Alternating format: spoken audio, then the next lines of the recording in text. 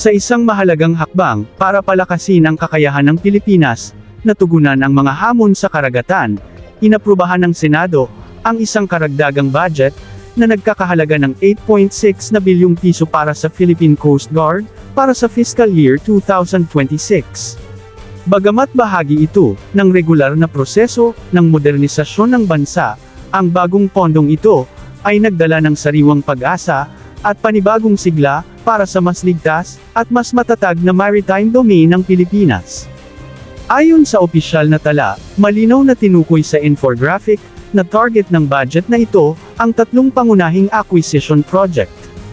Una, ang isa pang 97 meters Multi-Role Response Vessel, o MRRV, mula sa Japan, isang barkong kapareho, ng kilala at subok ng Magbanua class, na ngayon ay nagsisilbing backbone, ng malalaking operasyon ng Philippine Coast Guard.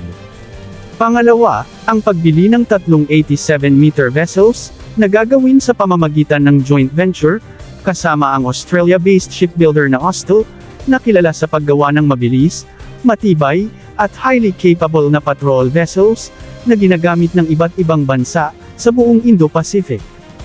Ang Austal ay may matatag na shipbuilding sa bansa, na ang kanilang facility ay nasa Cebu, at ayon nga sa infographic, at least isa sa tatlong barko na ito, ay kailangang sa Pilipinas gagawin. Bagamat ang pag-build locally ay requirements ng Philippine Coast Guard, malaki ang posibilidad, na ang tatlong barko na ito, ay dito gagawin sa bansa, dahil mas makakatipid ang Austal dito, which in return, ay madadagdagan ang kanilang profit. At pangatlo, ang pagbili ng 40 aluminum hull boats, na inilalaan para sa search and rescue operations, lalo na sa mga high-risk na lugar, na madalas tamaan ng bagyo at iba pang sakuna. Gayunpaman, bagamat malinaw ang mga proyektong ito, may ilang punto, na hindi pa lubusang malinaw. Hindi pa tiyak, kung ang mga proyektong nabanggit, ay dagdag pa sa mga nauna ng procurement programs, partikular na ang 5 97-meter MRRV mula sa Japan, at ang 40 fast patrol boats mula sa France, na dati nang inanunsyo. Sa makatuwid, hindi pa malinaw ang impormasyon, kung ang pondong ito, ay para lamang sa mga nabanggit na bagong batch ng mga barko, na pinakita sa infographics nila. May mga naniniwala, na maaring bahagi lamang umano ang budget na ito, ng lahat ng mga kasalukuyang mga acquisition program, ng Philippine Coast Guard. Matatandaan, na noong unang bahagi ng taon, ay nagkapirmahan na ng kontrata ang Japan at Pilipinas, para sa 5 additional na Magbanua class. Nagkapirmahan din ang France at Pilipinas, para naman sa 40 na fast patrol boats. Naniniwala ang defense analysis page na Max Defense Philippines, na ang pondong ito, ay hindi para sa pagbabayad, para sa Official Development Assistance o ODA loans ng Japan, at France. Ayon sa kanilang pagsusuri, ang mga loan repayment para sa 5 units na additional Magbanua class MRRV mula sa Japan, at para sa 40 units ng FPB 110 Mk2 fast patrol boats, na mula naman sa French shipbuilder na OCEA, ay bukod at hiwalay, na nakapaloob sa ibang pondo, at hindi bahagi ng 8.6 na bilyong piso. Kung totoo ito, nangangahulugan ito, na ang bagong budget, ay purong kapital para sa mga karagdagang barko, at hindi lamang pang-abono sa kasalukuyang utang, o ongoing projects. Isang malaking tanong ang lumutang, patungkol sa 40 aluminum hull boats. Hindi malinaw, kung anong klase ng vessels, ang eksaktong tinutukoy dito. Ayon sa pagsusuri ng mga experts, malamang na ito ay tumutukoy lamang, sa maliit na aluminum rescue boats, na kasalukuyang ginagamit na ng PCG, sa iba't ibang rehiyon, mga bangkang mabilis e-deploy, madaling e-manage, at kayang gumana, kahit sa masisikip at mabababaw, na waterscape. Hindi ito mukhang tumutukoy, sa FPB 110 Mk2, sapagkat napakababo ng inilaang pondo, para tustusan ang ganitong uri ng high-end patrol vessel. Para magkaroon ng perspective, ang French ODA package, para sa 40 units ng FPB 110 Mk2, ay nagkakahalaga ng mahigit 22 na bilyong piso, noong May 2025. Sa makatuwid, hindi sapat ang 8.6 na bilyong piso para makapag-ambag ng ganitong uri ng barko, maliban na lamang kung ito, ay bahagi lamang ng down payment, ngunit walang indikasyon na ganoon ang kaso. Dahil dito, mas tumitibay ang paniniwala ng ilan, na ang bagong pondo, ay hindi extension, kundi bagong procurement plan. Ibig sabihin, maaari nating masaksihan, ang pagdagdag ng ikawalong Magbanua-class MRRV, sa fleet ng Coast Guard, na higit pang magpapalakas, sa offshore patrol capability ng Coast Guard.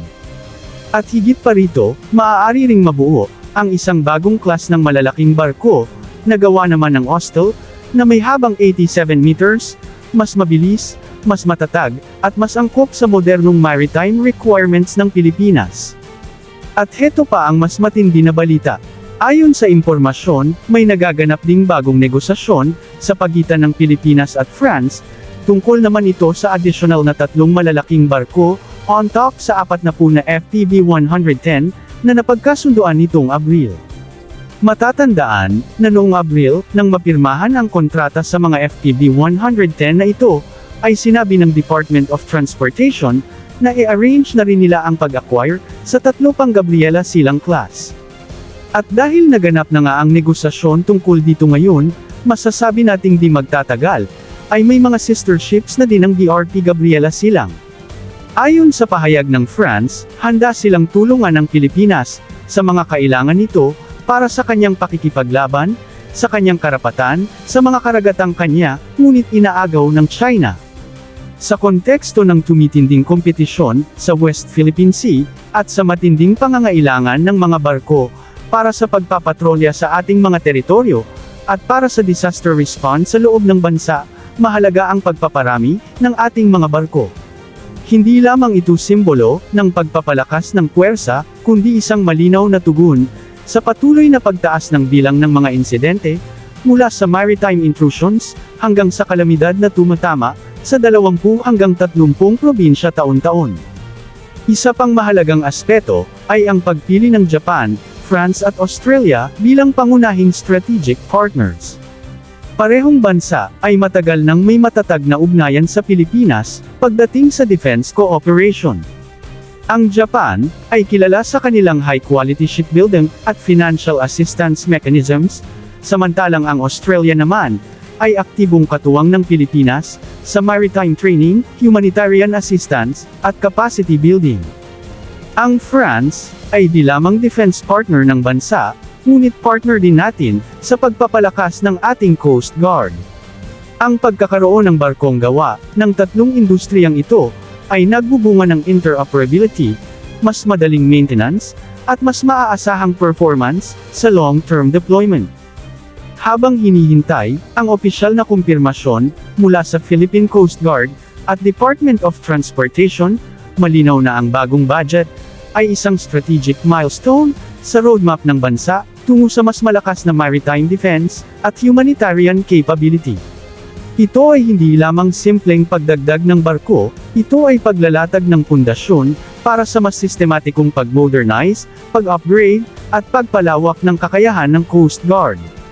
At sa huli, sa bawat barkong idinaragdag, sa bawat programa at pondong inilalaan, isa lamang ang layunin, ang protektahan ang karapatan, kaligtasan, at kapakanan ng sambayanang Pilipino, sa karagatan man o sa panahon ng sakuna.